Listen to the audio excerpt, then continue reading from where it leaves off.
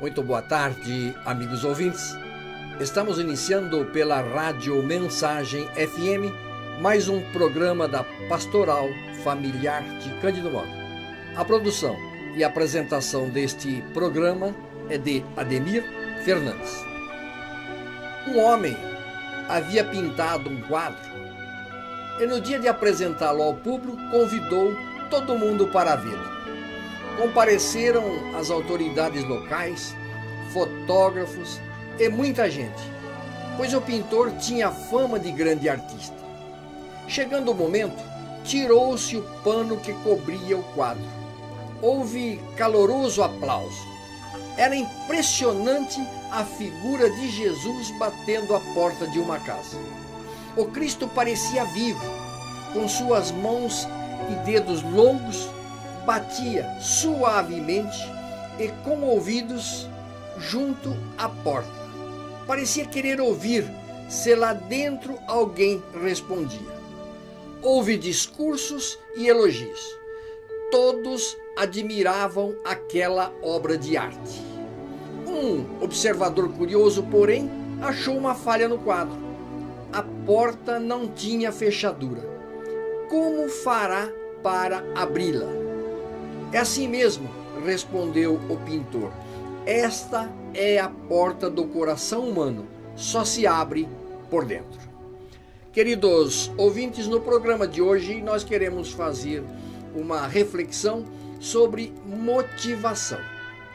Hoje este é um tema muito explorado, tanto que nós ouvimos a cada momento uma dezena de afirmações. Meu time ganhou porque estava motivado. Fulano não é feliz porque vive desmotivado e assim por diante. É claro que motivação cobre uma grande variedade de aspectos comportamentais. Os indivíduos, as pessoas, são movidas por uma infinidade de interesses. De tal sorte que, se observarmos, as pessoas não fazem as mesmas coisas pelas mesmas razões. Por isso, quando se fala em motivação, nos parece muito difícil querermos que possa existir uma regra geral, como um recurso que nos leva a entender as razões, os motivos que levam as pessoas a agirem desta ou daquela maneira. Para um entendimento mais simples, nós queremos inicialmente falar de motivação pela forma como é mais conhecida, ou seja, a motivação nas organizações, nas empresas, e mais à frente tentar fazer uma ligação deste conceito com a motivação que tem as pessoas para se unirem em matrimônio e se manterem casadas. Para entendermos, portanto, o conceito de motivação, a psicóloga Cecília Whittaker-Bergamin, em seu livro Motivação, afirma que a motivação é interna. O desejo de fazer alguma coisa brota de dentro das pessoas. Numa empresa, por exemplo, o administrador não pode motivar outra pessoa, mas o máximo que ele pode fazer é contribuir para criar um ambiente para que a motivação e o desejo interno que brota da pessoa possa ser nutrido, possa ser alimentado. Embora se afirme que ninguém consegue motivar ninguém, é preciso tomarmos extremo cuidado com medidas administrativas tomadas de qualquer jeito. Porque medidas, quando tomadas sem a devida reflexão, podem provocar situações que sejam altamente frustrantes e que podem, sim, desmotivar as pessoas. Dá para entender a complexidade do ser humano?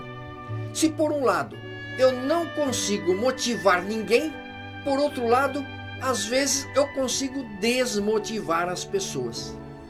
Tenho certeza que você até já deve estar na cabeça com um caso, um exemplo que já vivenciou e momentos pelo qual passou, quando alguém, através de alguma ação, te desmotivou de atingir um objetivo, uma meta, a que você se propusera a chegar ou atingir.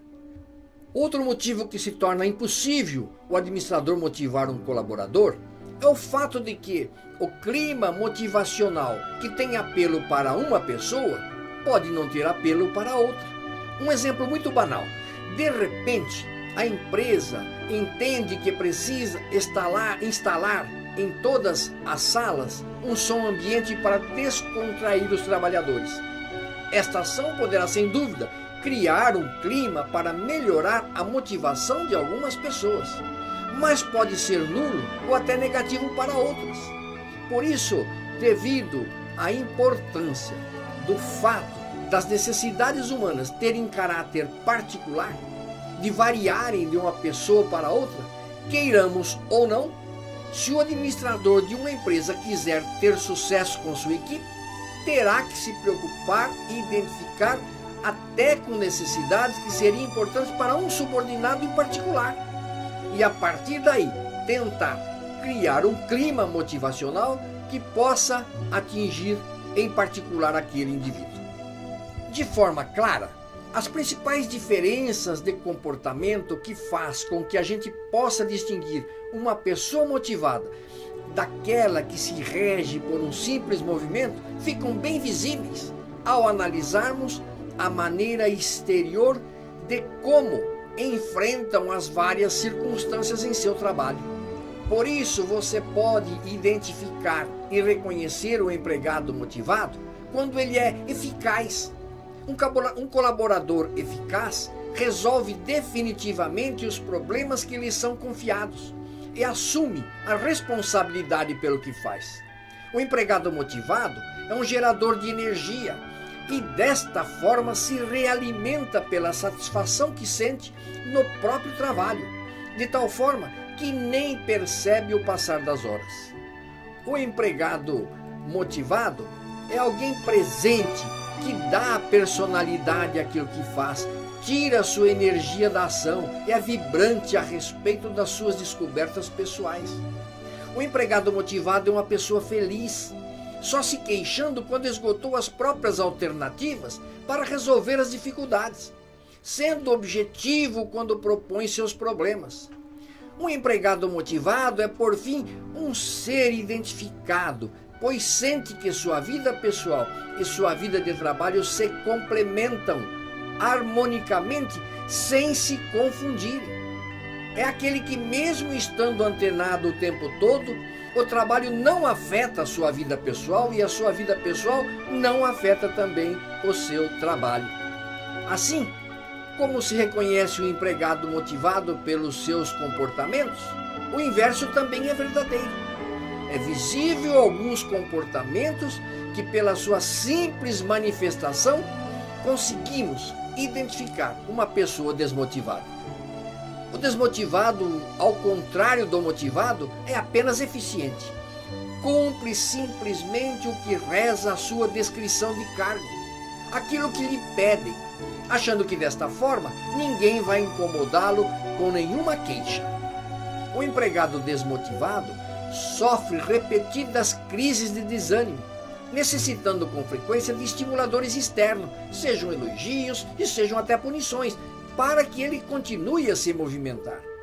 O empregado desmotivado é um eterno insatisfeito e está sempre pronto para fazer as suas queixas pessoais. Ele cumpre o seu trabalho como se estivesse fazendo um favor a alguém. O empregado desmotivado é um grande ausente quando acredita que a causa de suas satisfações e insatisfações nunca está nele. Acha que as causas estão sempre nos outros e que apenas é vítima de acontecimentos incontroláveis.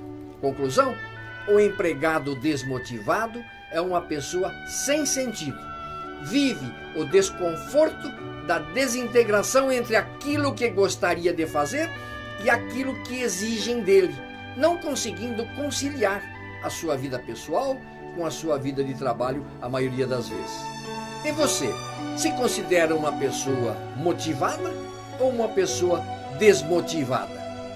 Independentemente de ser empregado, patrão ou mesmo aposentado, tente identificar estes comportamentos em sua vida e facilmente você identificará se está efetivamente motivado para viver a vida como ela é, como tem que ser vivida.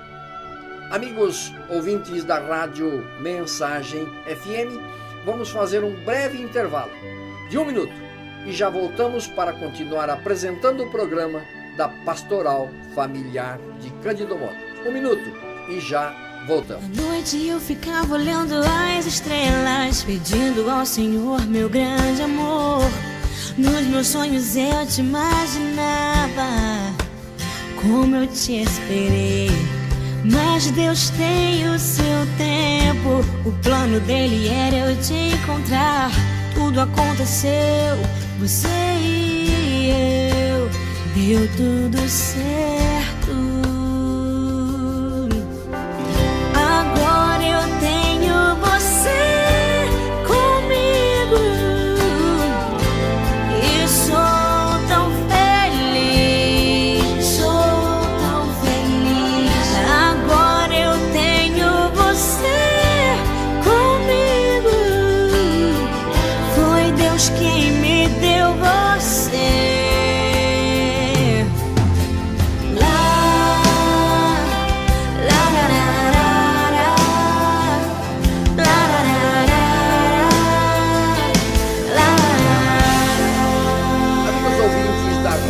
Mensagem FM, voltamos a apresentar o programa da Pastoral Familiar de Cândido Mota. No programa de hoje estamos falando de motivação. Falamos de motivação em nossas vidas, especialmente ligadas às organizações empresariais. Mas eu quero neste segundo bloco, neste momento, te sugerir uma reflexão sobre outro aspecto da motivação. E começo fazendo uma indagação.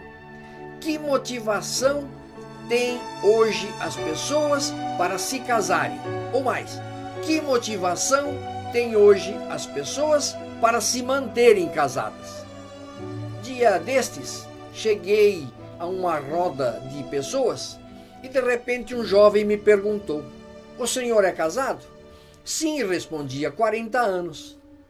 Respondeu o jovem: "Pois tanto eu como minha amiga aqui somos separados. Me diga uma coisa, por que o senhor acha que os casamentos de hoje se acabam tão cedo?" Vi no rosto do rapaz que para ele não está sendo fácil, pelo menos aparentemente, viver uma separação, principalmente tendo 2 filhos para criar e educar.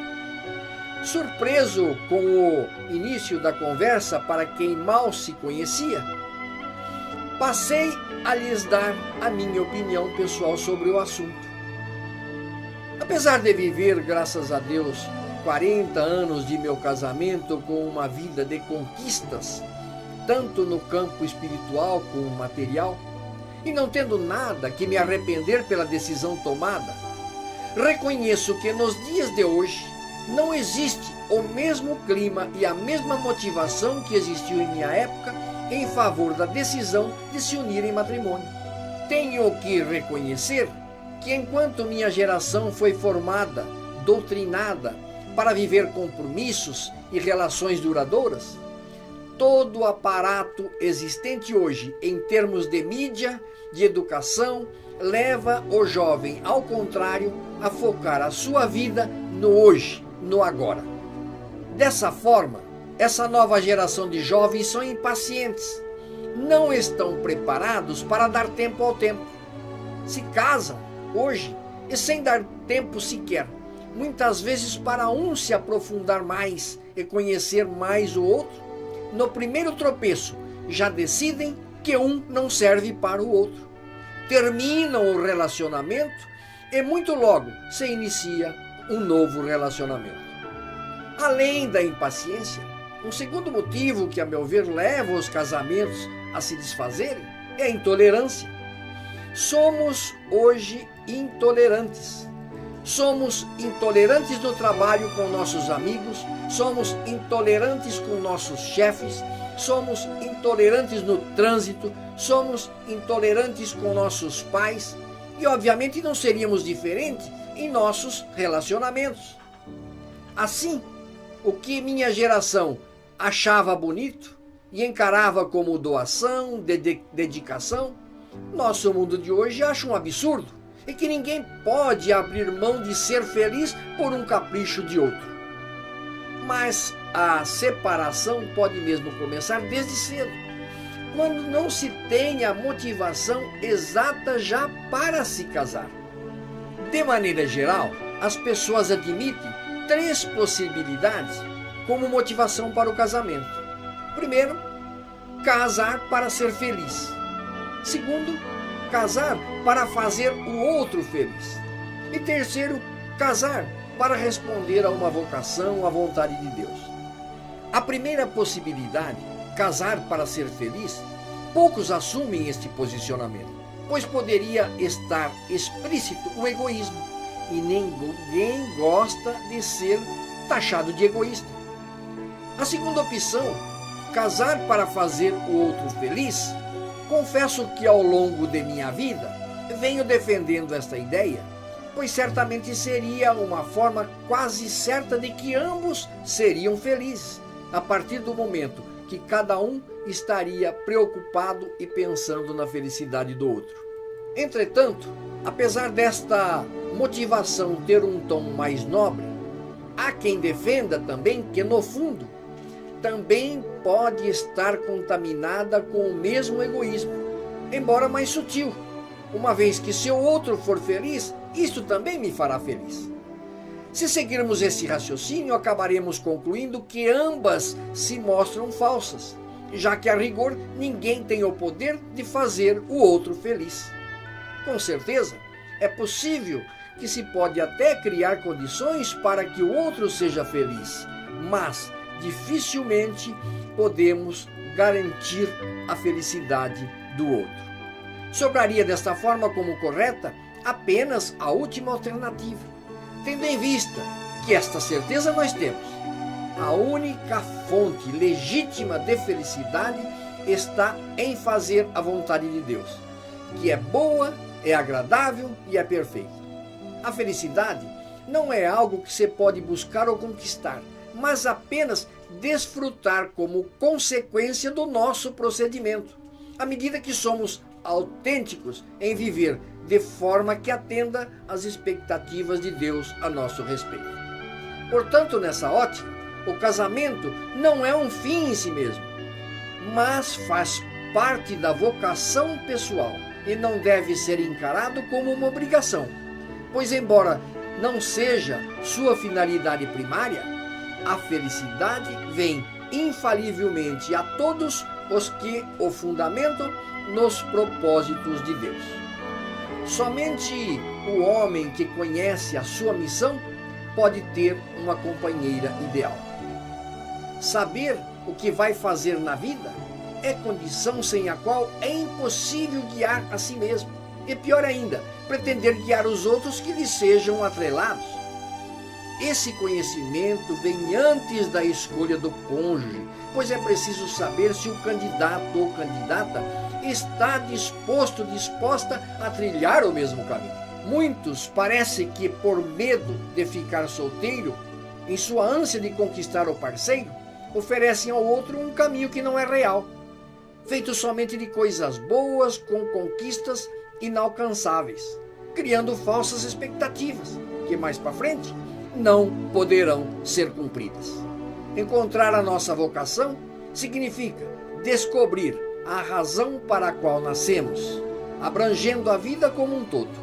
Não é apenas algo a ser feito, mas o motivo de nossa vida em conformidade com o que Deus propôs para ela. E o casamento é, antes de tudo, um recurso essencial à realização de nossa vocação. E mais, retomando o início, retomando a história que contamos no início do nosso programa, o nosso coração só se abre por dentro. A nossa motivação também é intrínseca a cada um de nós. Por isso, encontrar motivos para ser feliz no matrimônio cabe a cada um dos cônjuges isoladamente. Não é um que criará necessariamente motivação no outro para estarem unidos para sempre. Amigos ouvintes da Rádio Mensagem FM, chegamos ao final de mais um programa da Pastoral Familiar de Cândido Mota. A produção do programa de hoje foi apoiada em artigo da revista impacto.com.br e no livro Motivação, de autoria Cecília Whittaker Bergamini.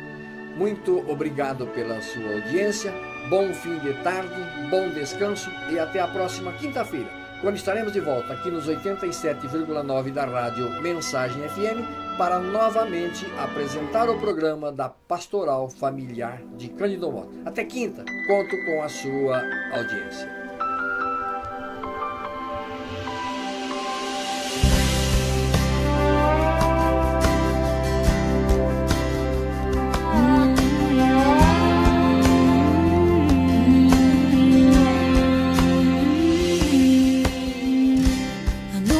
Eu ficava olhando as estrelas, pedindo ao Senhor meu grande amor. Nos meus sonhos eu te imaginava, como eu te esperei. Mas Deus tem o seu tempo, o plano dele era eu te encontrar. Tudo aconteceu, você e eu, deu tudo certo.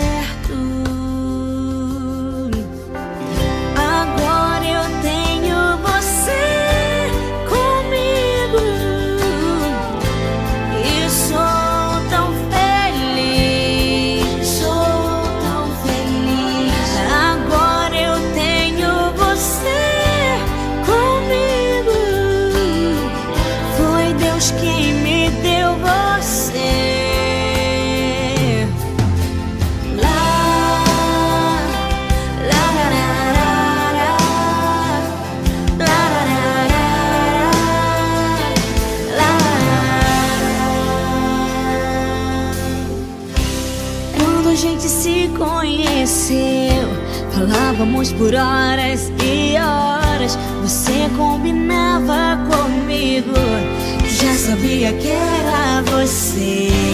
Mas Deus tem o seu tempo, o plano dele era eu te encontrar.